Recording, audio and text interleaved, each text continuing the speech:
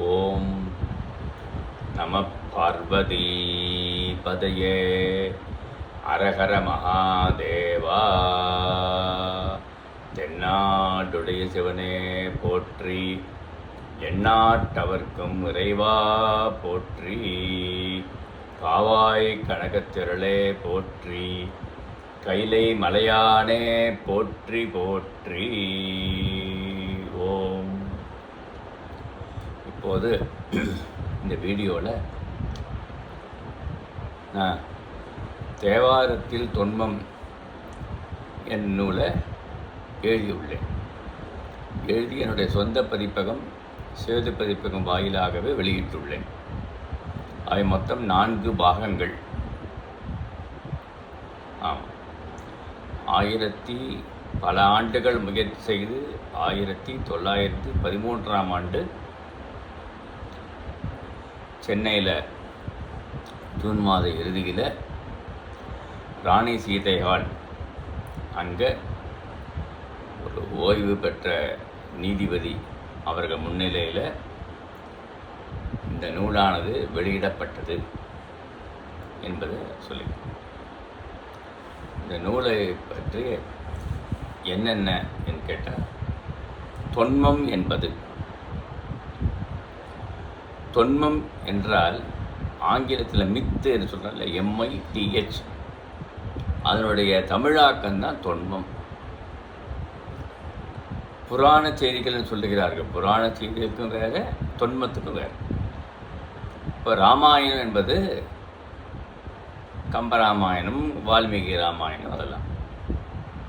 அதில் எது தொன்மம் என்று கேட்டால், அனுமார் சஞ்சீவி மலையை இமயமலை சாரலிலிருந்து தூக்கி கொண்டு ஸ்ரீலங்காவுக்கு வருகிறார். அங்கு வந்து இந்த குறிப்பிட்ட நேரத்திற்குள்ளே வர வேண்டும். வந்து அங்கே உயிர் நிலையில் உள்ள லக்குமணன் முதலிய வீரர்களெல்லாம் உயிர்ப்பிக்கிறார். இது தொன்மம். ஒரு வானரம் பறக்கிறதுக்கு முடியுமா? இமயமலை சாரலேருந்து சஞ்சீவி மலையை தூக்கி கொண்டு பறந்து வரணும். அதெல்லாம் இல காரியமா என்று நினைக்கலாம். அதுதான் தொன்மம் என்று. அந்த தொன்மம் என்ற நூலில் 4 பாகங்களாக நான் போட்டிருக்கேன். முதல் பாகத்தில் சிவபெருமான் பற்றிய தொன்மங்கள், அதுக்கப்புறம் உமையம்மை பற்றிய தொன்மங்கள். இந்த சிவபெருமான் பற்றிய தொன்மங்களில் கூட எந்த தொன்மம் மிகுதியாக மூவர் தேவார பாடல்களிலே பாடப்படுகிறதோ அந்த தொன்மத்தை முதலில் எடுத்துள்ளேன். ஞானசம்பந்தர் பெருமாள், திருநாவுக்கரசர் பெருமாள், சுந்தரமூர்த்தி நாயனார், இவர்கள் மூவரும் சேர்ந்து பாடிய தேவார பாக்கள் 8272 பாடல்கள். அத்தனை பாடல்களை என்னுடைய ஆராய்ச்சிக்கு உட்படுத்தி தொன்மம் என்ற வகையிலே ஆராய்ந்து நூலை வெளியிட்டுள்ளேன். முதல் பகுதியில் சிவபெருமான் பற்றிய தொன்மங்கள் மிகுதியாக இடம்பெறக்கூடியவை என்னென்னவோ அதெல்லாம் முதல்ல வரும். அதன் பிறகு அட்ட வீரட்ட தலங்கள் பற்றிய தொன்மம், அட்ட வீரட்ட செயல்கள் சிறுமானது. தாருகா முனிவர்கள் ஏவிய பொருள்களை சிவபெருமான் அடக்கி அருள் செய்தார், அந்த தொன்மங்கள். அதுக்கப்புறம் உமையம்மையை பற்றிய தொன்மங்கள். இதெல்லாம் இந்த முதல் பாகத்தில் இடம்பெற்றுள்ளது. இவை இடம்பெற்றுள்ளன. அதில் குறிப்பாக யார் இதெல்லாம் இதற்கு எனக்கு அணிந்துரை வகுத்தவர், கல்வி கடல் என்று போற்றப்படுகின்ற தீவே கோபாலையர் அவர்கள் இந்த நூலுக்கு அணிந்துரை வகுத்துள்ளார்கள்.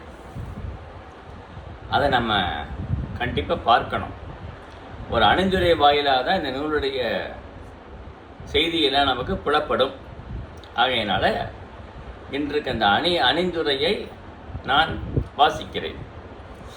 இன்று மேலை நாட்டார் ஆளுகையிலிருந்து விடுதலை பெற்று 50 ஆண்டுகள் கழிந்தமைக்கு விழா கொண்டாடி மகிழ்ந்த குடியரசு பெருநாடாக காட்சி வழங்கும் பாரதம் பல துறைகளிலும் முன்னேறி சிறந்து விளங்குவதனை காண்கிறோம். அவர் எப்பொழுது எழுதி கொடுத்தார் என்று கேட்டால் 2001ஆம் ஆண்டு எங்கள் திருச்செந்துறையில் இருக்கிற சிவன் கோவிலில் கும்பாபிஷேகம் வந்தது. அப்பொழுது அவர் நம்ம இல்லத்திற்கு வந்து தங்கியிருந்து கும்பாபிஷேகம் கண்டுகளித்தார். அப்பொழுது இந்த நூலை எனக்கு அறிமுகவரை எழுதி கொடுத்தார் என்பதை உங்களுக்கு தெரிவித்துக் கொள்கிறேன். மற்ற பல துறைகளிலும் முன்னேற்றம் கண்டுள்ள விடுதலை பெற்ற பாரதம் கல்வித்துறையிலும் பெரிதும் முன்னேற்றம் கண்டுள்ளது. சிறந்த கல்வி பெற்ற பாரத மக்கள் பலர் வேற்று நாடுகளுக்கு சென்று திறம்பட பணியாற்றி பாரதத்துக்கு புகழ் சேர்த்து வருகின்றனர். பாரத தேசத்தின் தென்கோடியில் உள்ளதும் சீரான தட்பவெப்பமுடையதும் பெரும்பாலும் நீர்வளமும் நிலவளமும் நிரம்பிக் காணப்படுவதுமாகிய தமிழ்நாடும் கல்வி முதலிய பல துறைகளிலும் முன்னேற்றம் கண்டு வருகிறது. வீடுதோறும் கலையின் விளக்கம், வீதிதோறும் 2 பள்ளி, நாடு முற்றிலும் உள்ளன ஊர்கள், நகர்கள் எங்கும் பற்பல பள்ளி என்ற பாரதியாரின் கனவு நனவாக்கப்பட்டுள்ளது. பிறர் நாட்டு நல்லறிஞர் சாத்திரங்கள் தமிழ் மொழியில் பெயர்த்தல் வேண்டும், இரவாத புகழுடைய புதுநூல்கள் தமிழ் மொழியில் இயற்றல் வேண்டும் என்ற பல துறைகளிலும் தமிழ் மக்கள் நன்மக்கள் முயன்று வருதலை காண்கிறோம். சென்னை பல்கலைக்கழகமும் தன்னிடத்து சேர்ந்து பயில்வார பல்கலைக்கழக தேர்வுகள் எழுதி அனுமதிக்க வந்த அண்ணாமலை பல்கலைக்கழகமும் 2 பல்கலைக்கழகங்களே கொண்டிருந்த தமிழ்நாட்டில் இன்று பல்கலைக்கழகங்கள் தொகை பன்மடங்காக பல்கியுள்ளது. தமிழ்நாட்டில் இருந்த கலைக்கல்லூரிகள், தொழிற்கல்லூரிகள் என்பவற்றுள் தொகை மிக பல மடங்காக வளர்ந்துள்ளது. ஆசிரியர் பணி முதலியவற்றில் இருப்பவர் தவிர ஏனையவர் பல்கலைக்கழக தேர்வுகளை எழுதுதல் இயலாது என்ற வரையறை நிகழ்க்கப்பட்டு இன்று வாணிபத்துறையிலும் ஈடுபட்டுள்ள பல்கலைக்கழக தேர்வுகளை அஞ்சல் வழி கல்வி வாயிலாகவும் ஏனையோரும் எழுதி பட்டம் பெறலாம் என்ற நிலை ஏற்படுத்தப்படவே முன்பு ஒரு சில 1000 உட்பட்டோரை பெற்றிருந்த MA பட்டம் முதலியன என்று பல 100,000 ஆண்டுதோறும் பெறப்பட்டு வருகின்றனர். முன்பு முனைவர் பட்டத்தினை பல்கலைக்கழகங்களில் பயிலாத தனிப்பட்ட முறை ஆராய்ச்சி செய்து கலைக்கல்லூரியில் உள்ள ஆசிரியர்களே பெறலாம் என்ற விதி நிகழ்க்கப்பட்டு MA பட்டத்தை முன்னர் பெற்றிருக்கும் அனைவரும் முனைவர் பட்டம் பெறுவதற்குரிய ஆராய்ச்சி கட்டுரை வழங்கலாம் என்ற நிலை ஏற்பட்டதனால் இன்று தமிழகத்தில் முனைவர் பட்டம் பெற்றவர் நூற்றுக்கணக்கில் உலவுகின்றனர். தமிழ்நாட்டில் முனைவர் பட்டம் பெற்ற சான்றோர்களின் எண்ணிக்கையை கணக்கிட்டால் எண்ணிக்கையில் செம்பாதி தமிழிலுள்ள பல துறைகளிலும் ஆராய்ச்சி செய்து முனைவர் பட்டம் பெற்றவர்கள் எண்ணிக்கையாகவே இருக்கும். முனைவர் பட்டம் பெற்றவர் எண்ணிக்கையே இத்தகுதி என்றால் ஆராய்ச்சி கட்டுரை வரைந்து இளமுனைவர் பட்டம் பெற்றவர்கள், இளமுனைவர்னா MPhil எண்ணிக்கை இதனைப் போல பல்மடங்கு பெருகி உள்ளது. முனைவர் பட்டம் பெற்ற பின் ஒரு குறிப்பிட்ட ஆண்டுகள் கல்லூரியில் பாடம் பயின்ற அனுபவனுடைய பேராசிரியர்கள் முனைவர் பட்டம் பெற வேண்டிய மாணாக்கர்களுக்கு வழிகாட்டிகளாய் கொண்டு வைக்கப்பட்டுள்ளனர். இவர்கள் வழிகாட்டுதலை கொண்டு தனிப்பட்ட முறையில் அவ்வழிகாட்டலில் குறிப்பிட்டப்படும் ஏதோ ஒரு துறையில் ஆராய்ச்சி முனைவர் பட்டம் பெற்றவர் உண்டு. பல்கலைக்கழகங்களில் முழுநேர ஆராய்ச்சி மண்டலமாக சேர்ந்து இங்கு பேராசிரியர் வழிகாட்டுதலில் ஆராய்ச்சி செய்து முனைவர் பட்டம் பெற்றவர்களும் உண்டு. பொதுவாக முனைவர்கள் ஓரோ துறையில் நுணுகி ஆராய்ச்சி செய்து அப்பட்டம் பெற்றவர் எனினும் அவர்கள் மற்ற துறைகளிலும் பொதுவாக அறிவுடையவர்களாகவே இருப்பர் என்பதில் ஐயமில்லை. தம்மிடம் முனைவர் பட்டம் பெற செய்ய வரும் மாணாக்கர்களுக்கு ஆய்வேட்டிற்குரிய தலைப்புகளை தேர்ந்தெடுத்து வழங்கும் உரிமை வழிகாட்டிகளாகிய முனைவர்களுக்கே உரியது. நமக்கு பழக்கமில்லாத செய்திகளை ஆய்வேட்டிற்கு தலைப்புகளாக கொடுத்து மாணாக்கர்களை வழிகாட்டுதலிலும் தம் முழு கவனத்தை செலுத்த இயலாத மாணாக்கர்கள் இடர்படுவதும் முனைவர்களும் இல்லாமல் இல்லை.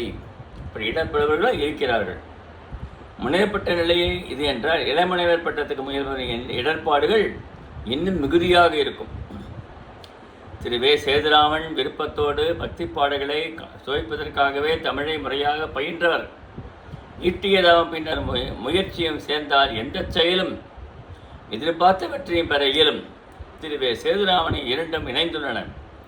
இயல்பாக சிவபெருமானிடம் இடையராத பக்தி கொண்ட அந்தனர் மரபில் தோன்றி வருணத்திற்கேற்ற நாட்கடன்களை தவறாது செய்யும் குடும்பத்தில் பிறந்த அவருக்கு ஆசிரியராக அமைந்த முனைவர் மணவாளனார் நுண்மான் உழைபலமும் சரியாத உழைப்பும் உடையவராய் தமிழில் பல துறைகளிலும் வல்லவராக விருப்பு வெறுப்பின்றி செய்திகள் ஆராய்ந்து தம் முடிவினை வழங்குவதிலும் திருமாலடியார் மரபில் தோன்றிய போதும் பிற சமயங்களின் வெறுப்பின்றி அச்சமய நூல்களையும் துணித்து பயில்வதில் ஈடுபட்டு வரும் அவர் திரு வே. சேதுராமனுக்கு ஆசிரியராக அமைந்தது நல்லூழை. இதனால் இவன் முடிக்கும் என்றாய்ந்து அதனை அவன்கண் விடல் என்ற வள்ளுவர் கூற்றுக்கு முனிவர் மணவாளனார் வே. சேதுராமனுக்கு தலைப்பனை தந்தது சால பொருத்தமுடையது. 10 பக்கங்கள் அதை கூட எழுதுவதற்கு செய்தி கிடைக்காமல் அனைவரும் ஆராய்ச்சி மாணவர் பலரை புதுச்சேரியில் காண்பதற்குரிய வாய்ப்பு பெற்றேன் நான். முனைவர் மணவாளன் அவர்களுடைய ஊக்கத்தால் பல நூறு தொன்மச் செய்திகளை உள்ளடக்கிய தேவாரம் என்ற பெயரில் 8000க்கும் மேற்பட்ட பாடல்களின் தொகுப்பினை எடுத்துக்கொண்டு அத்துறையில் பல்லாற்றான முயன்று வழிகாட்டியான ஆசிரியர் முனைவர் மணவாளருடைய நல்லாசியோடு அவர் பெரிதும் முயன்று வரைந்துள்ள தேவாரத்தில் தொன்மம் என்ற நூலினை படித்து பெரிதும் மகிழ்ந்தேன். இந்நூல் ஆசிரியர் திரு வே. சேதுராமன் திருச்சிராப்பள்ளி மாநகரில் உள்ள ஈரே மேல்நிலைப் பள்ளியில் தமிழாசிரியராக பணியாற்றி வருகின்றார். இந்நூல் பல தலைப்புகளாக பகுத்து கொள்ளப்பட்டுள்ளதையும் தொன்மம் என்பது பற்றிய விரிவான விளக்க முன்னுரையும் தொடங்கி சங்ககால இலக்கியம் தொட்டு தொன்மங்கள் படிப்படியாக வளர்ந்து வந்துள்ள செய்திகள் நிரலே குறிப்பிட்டிருப்பதனையும் தெய்வங்கள் தொட்டு சிற்றுயிர் வரை பல தொன்மங்கள் நாட்டில் வழங்கப்பட அவை தேவார பாசுரங்களில் ஆங்காங்கே இடம்பெற்றிருத்தலையும் அவற்றை தொகுப்பதற்கு இந்நூலின் ஆசிரியர் மேற்கொண்டுள்ள சலியாத முயற்சியும் பல நூல்களை பலகால பகிர்ந்து சேகரித்த செய்திகளையும் கண்டு இந்நூல் ஆசிரியரை போற்றுகிறேன். சங்ககால சிவபெருமான வழிபாடு தமிழகத்தில் சிறந்திருந்தது. அரசனுடைய கொடை சிவன் கோயிலில் அவன் வலம் வந்த பொழுதே மடக்கி வைக்கப்பட்டது. சிவபெருமானுக்கு சிவன் என்ற பெயர் சங்க இலக்கியத்தில் இல்லை. ஆனால் சிவபெருமான குறிக்க அருந்தவத்தான் யாழ் கழு மணிமிடற்று அந்தணன் கூற்று மைந்துடை ஒருவன் சீர்மிகு சிறப்பினோன் மடிமிடற்று என் கையான் முதலிய பல தொடர் சங்க இலக்கியத்தில் இடம்பெற்றுள்ளன. முருகனுக்கும் திருமாலுக்கும் தனித்தனி பாடல்கள் பாடப்பட்ட அவற்றில் தொகுப்பாக அமைந்த பரிபாடலில் சிவபெருமானுக்கு தனிப்பட்ட முறையில் ஒரு பாடல் இடம்பெறவில்லை. சிவபெருமானுடைய செய்திகள் பலவும் 8 தொகையின் கடவுள் வாழ்த்து பாடலாக சிவபெருமானை பற்றி அமைந்த பாடல்களாகவே காணப்படுகின்றன. ஒரோவழி புறநானூறு கடிதம் முதலியவற்றில் ஓமம் பற்றிய செய்திகளாக சிறுமானை பற்றி பழம்புலவர்கள் குறிப்பிட்டுள்ளனர். திருமுருகாற்றுப்படை பரிபாடு முதலியவற்றில் முருகனை பற்றிய விரிவான செய்திகள் உள எனினும் அவற்றிடையே சிவருமான் முருகப்பெருமானுடைய தந்தை என்ற அளவிலேயே போற்றப்படுகிறார். சிவபெருமானுடைய உருவவர்ணனை சங்கப்பாடல்களில் காணப்படுகிறது. கொன்றை மாலை சூடி வெண்ணிற காளையை வாகனமாகவும் கொடியில் வரைப்பட்ட உருவமாக கொண்டு உமாதேவியை தம்முடைய ஒரு பாகத்தில் கொண்டு அம்மையப்பராய் ஆழகால விடத்தை உண்டராய் நிலகண்டராய் பெரியை சூடி பூணநூலை அணிந்து முக்கண்டராய் செஞ்சடையினராய் சடையில் கங்கையை தரித்தவராய் கணிச்சி வேல் முத்தரை தலையினராய் சூனவற்றை ஏந்தியவராய் 8 தோழினராய் செம்மேனியராய் புலித்தோலை அறையில் அணிந்தவராய் திரிபுரம் அழித்தவராய் கொடுகுட்டி பாண்டரங்கம் கபாலம் என்ற திருக்கூத்துகளை ஆடுபவராய் காலனை அழித்தவராய் சங்க இலக்கியங்கள் உள்ளனர். அவ்வாறு சிறுமான் சிறப்பிக்கப்பட்டுள்ளார். சிறுமானை போல முருகன், திருமான் ஆகியோரும் சங்க இலக்கியம் சிறப்பிக்கப்பட்டுள்ளனர். சிறப்பாக 11 ஆடல், வேட்டுவரை, ஆட்சியர்குறவை, குன்றக்குறை முதலியவற்றிலும் சங்க இலக்கியத்தில் காணப்படாத பல செய்திகள் இடம்பெற்றுள்ளன. பக்தி காதிரை தொன்மங்கள் பல திறந்தவாக வளர்ந்துவிட்டன. தமிழகத்தில் நூற்றுக்கணக்கான சிவன் கோயில்கள் தோன்றி அவற்றுள் பலவற்றை சிவனடியார்கள் திருஞான சம்பந்தர், திருநாவுக்கரசர், சுந்தரமூர்த்தியார் ஆகிய மூவர் நேரில் சென்று தரிசித்து அவர் திருக்கோயில் தொடர்பான பதியங்கள் பல பாடினார். சில பதியங்கள் அவர்களால் சிவ வழிபாடு பற்றி பொதுவாக பாடப்பட்டன. அவர்கள் அருளிய பாடல்களை சிவமான் தொடர்பாக தமிழ்நாட்டில் வழங்க தொன்மங்கள் பலமும் இடம்பெற்றுள்ளன.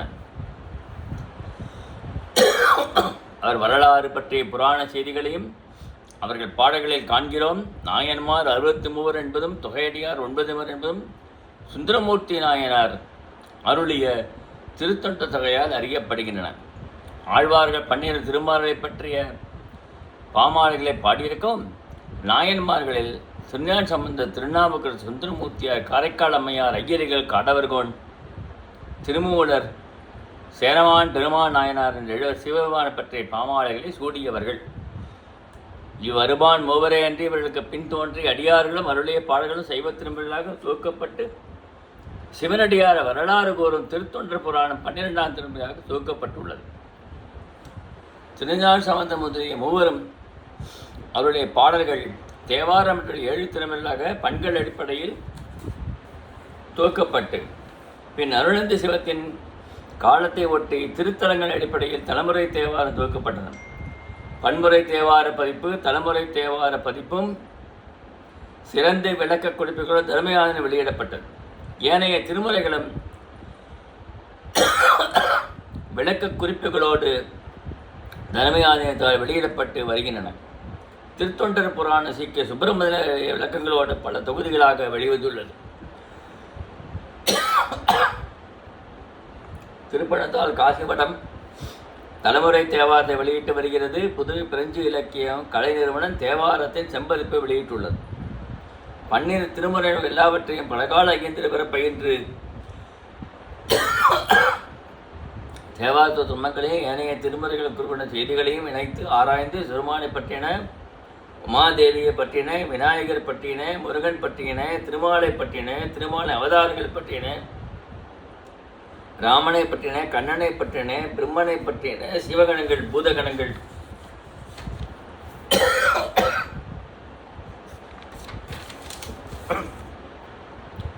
பேய்கணங்களை பற்றின, இந்திரன் முதலிய பெருந்தேவரை பற்றின, பொதுவாக 12 வகை தேவகணத்தவரை பற்றின, அரக்கர்கள் பற்றின, அந்தனர், அரசர், வணிகர், வேளாளரை பற்றின, அடியார்களை பற்றின, மூவரின் வாழ்க்கை வரலாறு பற்றின, விலங்குகள், பறவைகள்,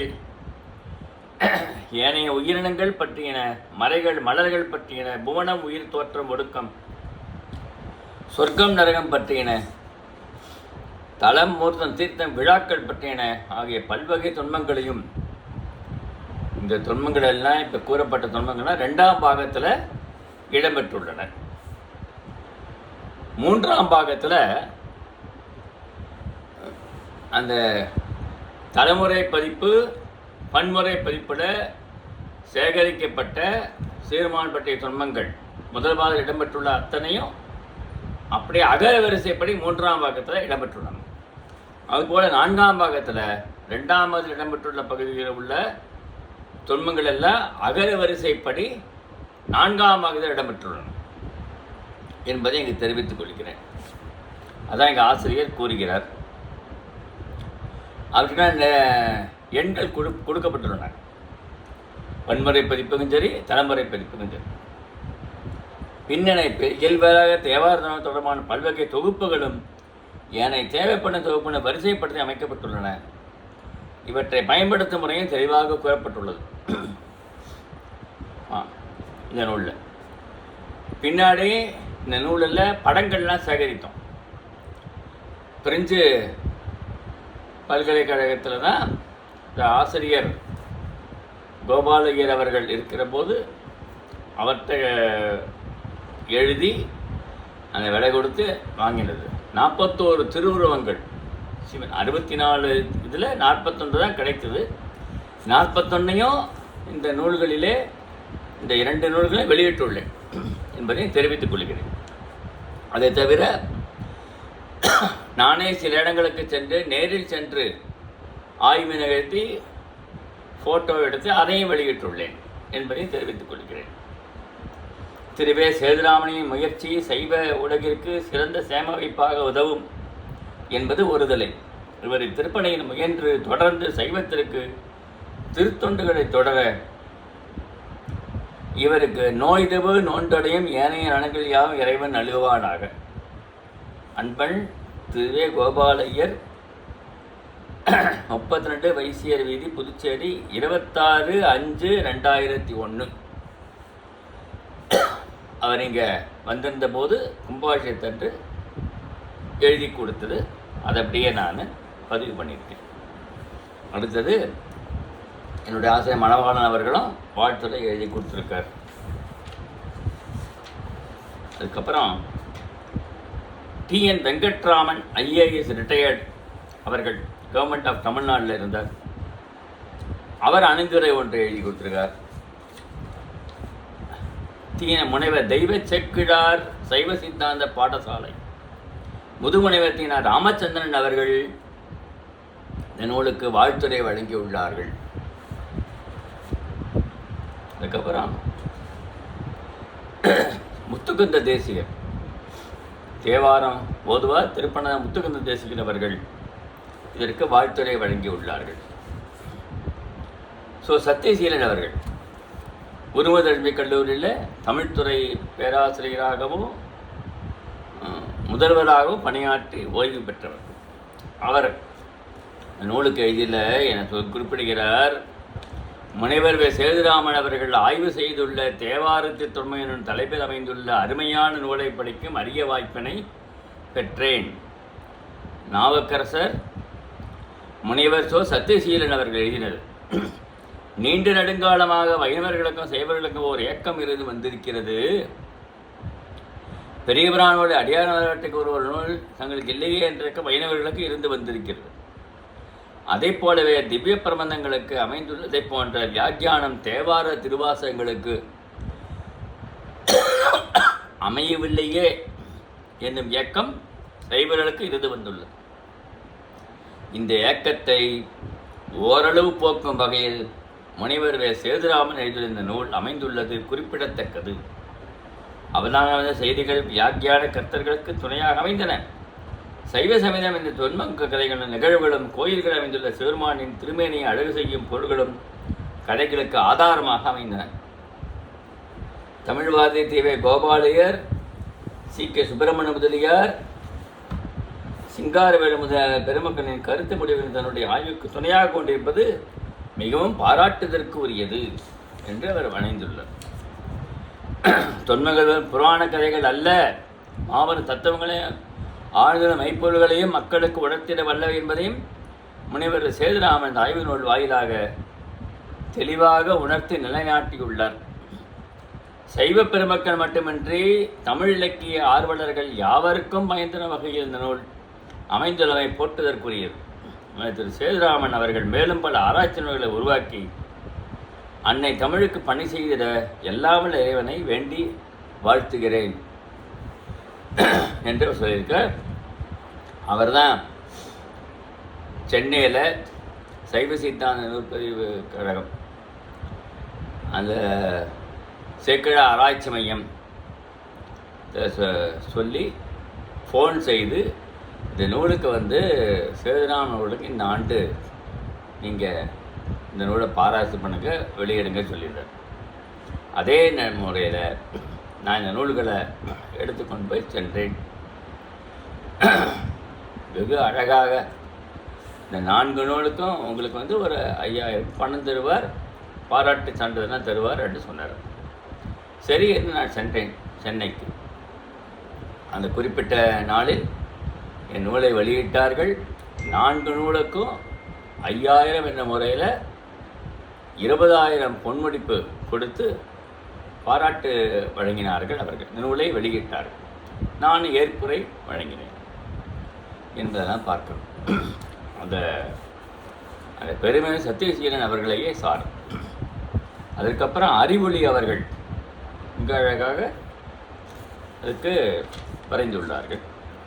அப்புறம் எங்கள் இஆர்ஐ ஸ்கூலில் இலக்கிய சுடர் புலவர் ராமூர்த்தி அவர்கள் மதிப்புரை வரைந்துள்ளார். அவர் வாழ்த்து சொல்கிறார், சிவநேய செல்வன்வே சேதுராமன் இங்கே நலமாம் ஒரு நூல் அளித்தான், தவம் செய்தும் காண்பறிய மேன்மையை கருவி நூலாய் வழங்கும் அன்புடையான் வாழ்க மகிழ்ந்து என்று ஒரு வெண்பாடு எனக்கு வாழ்த்து தெரிவித்துள்ளார்கள் இறுதியாக. அதுக்கப்புறம் சந்திரசேகரன் எம்ஏ எம்எட் இங்கே எங்கள் திருச்செந்தூர் கிராமத்தில் இருக்கக்கூடிய ஆசிரியர். அவர் இந்து உயர்நிலைப்பள்ளியில் பணியாற்றினார், போய் அவர் வாழ்த்துறை சொல்லியிருக்கார். அப்புறம் எங்கள் தமிழ்துறையில் இருந்தார் ஈஆர் மேல்நிலைப்பள்ளியில் தமிழ் வித்வான் பிஎஸ் என் ராமசாமி அவர்கள், சந்தக்கவி என்றவருக்கு பெயர். அவர் நூலுக்கு வாழ்த்துறை அறிவித்துள்ளார். முனைவர் கிருஷ்ணமூர்த்தி நிர்மலா அவர்கள், நாங்கள்லாம் ஒரு சாலை மாணாக்கர்கள். மலவானம் சார்கிட்ட சென்னை பல்கலைக்கழகத்தில் முனைவர் கிருஷ்ணமூர்த்தி அவர்களும் முனைவர் அபய் நிர்மலா அவருடைய துணைவியார் நாங்கள்லாம் ஒன்றாக பயின்றோம். மலவானன் சார் அவர்கள் இவர்கிட்ட சொல்லி இவருடைய நூல்களெல்லாம் நீங்கள்லாம் பதிப்பித்து கொடுக்கணும், வெளியில் வரணும் என்று சொன்னார். அதை இந்த கிருஷ்ணமூர்த்தி அவர்களும் என் நண்பர் அவருடைய துணையார் நிர்மலா அவர்களும் முன்னின்று இந்த நூலை 4 பாகங்கள் அழகாக செப்பனிட்டு பிரிண்ட் பண்ணி எனக்கு அளித்தார்கள். அதோடு இல்லை, இதுக்கப்புறம் அந்த காப்பியங்களும் அவர்களெல்லாம் செஞ்சேன். இதெல்லாம் லைப்ரரி ஆர்டர் லைப்ரரிக்கெல்லாம் அனுப்பி எல்லாம் பண்ணுறது. அந்த பெருமை அவர்களுக்கே சாரும். அவர்கள் அதற்கு வாழ்த்துறை வழங்கி ரஜினி பிரதாப் சிங் என்பவர் என்னுடைய மாணாக்கர், அவர் பாராட்டுரை வழங்கியுள்ளார். இப்படி பல பேருடைய பாராட்டுரைகளை வழங்கப்பட்டுள்ளது. இந்த நூலுடைய முதல் பகுதியை பார்க்கிறோம். தேவாரத்தில் தொன்மம். தேவாரத்தில் தொன்மம் என்னை பற்றி செய்திகள் இதில் இருக்கு. அப்புறம் 2ஆம் நூல், 2வது தேவாரத்தில் தொன்மம். தேவாரத்தில் தொன்மம் என்னை பற்றி செய்திகள் ISBN முத்திரையோட இருக்கு. அதுக்கப்புறம் 3ஆம் பாகம், முதல் பாகத்தில் தொகுக்கப்பட்டதெல்லாம் அதனுடைய குறிப்புகளாக 3ஆம் பாகத்தில் இருக்குது என்பதை பார்க்கணும். அப்புறம் 4வது பாகம், இதுலேயும் 2ஆம் பாகத்தில் உள்ள செய்திகளை அகரவரிசைப்பட்டு கொடுக்கப்பட்டுள்ளன. இப்படி 4 பாகங்களையும் வெளியிட்டு இந்த நூல்கள் பல பத்திகள்லாம் வைத்து, அதுக்கப்புறம் தினமலர், தினத்தந்தி முதலிய இந்து தமிழ் பத்திரிகை இங்கெல்லாம் போய் வெளியிட்டு அவர்கள் புலவர் மகாதேவன் அவர்கள் இந்த நூலை ஒவ்வொரு பாகத்துக்கு தனித்தனியாக அணிந்துரை வழங்கினார். பாராட்டு நூலை வெளியிட்டாங்க தினமலரில். ரொம்ப அழகாக நல்லா பாராட்டியிருக்கார் அவர் புலவர் மகாதேவன் அவர்கள். அதுபோல் அந்த இவர் தின மலர் பேப்பரில் வெளியிட்டதை பார்த்து தான் நிறைய பேர் இந்த நூலை என்கிட்ட வாங்கினார்கள். நூல்களை லைப்ரரிக்கும் கொடுத்தாச்சு, 30 லைப்ரரிக்கும் கொடுத்துட்டோம் அங்கே போட்டு. அதுக்கப்புறம் வாங்கினவர்கள் மிகுதி. இந்த இதை வச்சு தான் இது பண்ண. அதுக்கப்புறம் இன்னொரு செய்தி முக்கியமாக சொல்லணும். தமிழ் வளர்ச்சித்துறை என்று தமிழ்நாட்டில் இருக்குது. அதில் ஒவ்வொரு ஆண்டும் சித்திரை திங்கள் முதல் நாள் தமிழ் புத்தாண்டு நூல்களை தேர்ந்தெடுத்து பல துறைகளில் நூல்கள் தேர்ந்தெடுத்து அதுக்கு பரிசு வழங்குவார்கள். என்னுடைய நூல் கடவுள் முதலிய தலைப்பில் தேவார தொன்மம் என்ற நூல்கள் 4 பாகங்களையும் ஏற்கனவே அதுக்கு நான் விண்ணப்பிச்சிருந்தேன், அனுப்பிச்சிட்டேன். அதுக்கப்புறம் நாளைக்கு தமிழ் புத்தாண்டு பிறக்கப் போகிறது. இன்று இரவு 7:30-8 மணி அளவில் எனக்கு ஃபோன் கால் செய்து தேவார தொன்மங்கிற நூல்கள் நீங்கள் தான் சார் வெளியிட்டீர்கள், உங்களுடைய 4 நூல்களையும் அங்கே முதல் பரிசு பெறுகிறது. நீங்கள் நாளை காலையில் 10:30 மணி அளவில் சென்னை பல்கலைக்கழக 100ஆண்டு விழா மண்டபத்திற்கு வந்து அதனை பெற்றுக்கொள்ள வேண்டும், பாராட்டுரையை வழங்க வேண்டும் என்று கேட்டுக்கொண்டார்.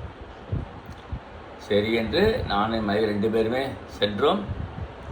அப்பொழுது நம்ம தமிழகத்தில் ஆட்சியில் இருந்தவர் மாண்புமிகு செல்வி ஜெயலலிதா அம்மையார் அவர்களுடைய இதில் தான் இந்த நூல் தேர்ந்தெடுக்கப்பட்டு எனக்கு பரிசு வழங்கப்பட போகிறது.